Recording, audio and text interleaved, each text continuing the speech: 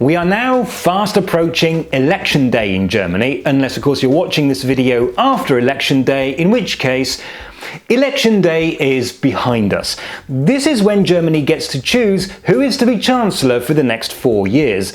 Except that the Chancellor isn't actually elected by the public at all. It appears that way, and of course it is true that how the public votes will help determine who gets to be Chancellor. But strictly speaking, what the public elects is the Legislative Assembly, the Bundestag. The Bundestag then chooses a Chancellor. In a previous video I explained that Germany has a form of proportional representation, so that whatever percentage of the votes a party receives, that's the percentage of seats they get in the Bundestag. The Bundestag then selects a Chancellor who ideally has the support of more than 50% of the Bundestag. But there are more than 2 parties, and it is very rare for any one party to get 50% of the seats. In fact, this has only ever happened once in 1957. Suppose parties A, B, C and D take part in an election, and this is the result. None of the parties has 50%, and so there's no guarantee that the Bundestag will be able to agree on a Chancellor. This is where coalitions come in. A coalition is a formal agreement between 2 or more parties to work together. They hold discussions and attempt to draw up an agreement. Which of the different parties' policies are to become the policies of the government? So parties A and B might have a long and painful discussion.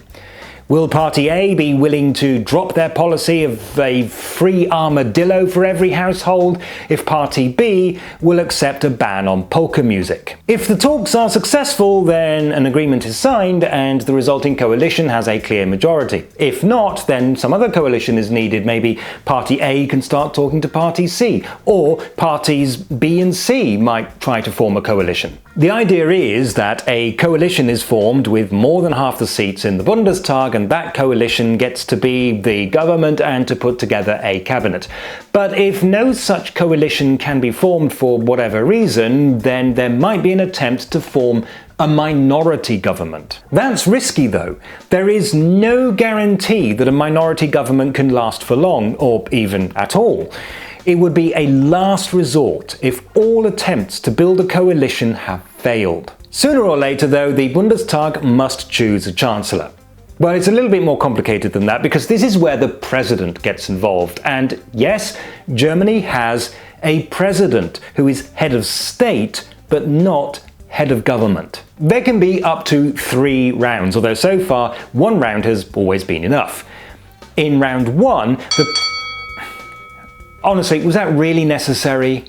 In round 1, the president nominates a candidate and the Bundestag votes. In theory, the president can nominate any adult German citizen.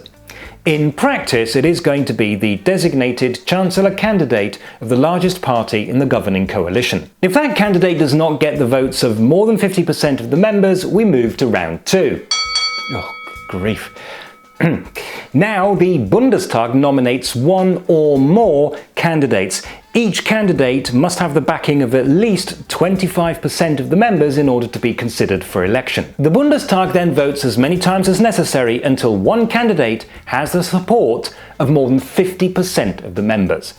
If even that fails, round 3 begins. Will you stop that? This time the Bundestag again selects 1 or more candidates and votes, but the winner is whoever gets the most votes. If they happen to win by getting the votes of more than 50% of the members of the Bundestag, an absolute majority, they are duly appointed Chancellor. But if they win with less than that, a relative majority, then the president has to make a decision. Either the winning candidate is allowed to lead a government but without the support of the Bundestag, which is a very difficult situation to be in, or the Bundestag is dissolved and new elections are held so that we can all try again. Hopefully this does not happen. If everything works out as it always has done in the past, then the most obvious candidate is elected Chancellor and sets about the task of building a cabinet. By which I mean the government, not something from IKEA. It'll be interesting to see how this plays out this time, because all the indications are that it's going to be difficult to form a viable coalition. If you're watching this after the election, how did it go? Look, seriously, stop it, okay?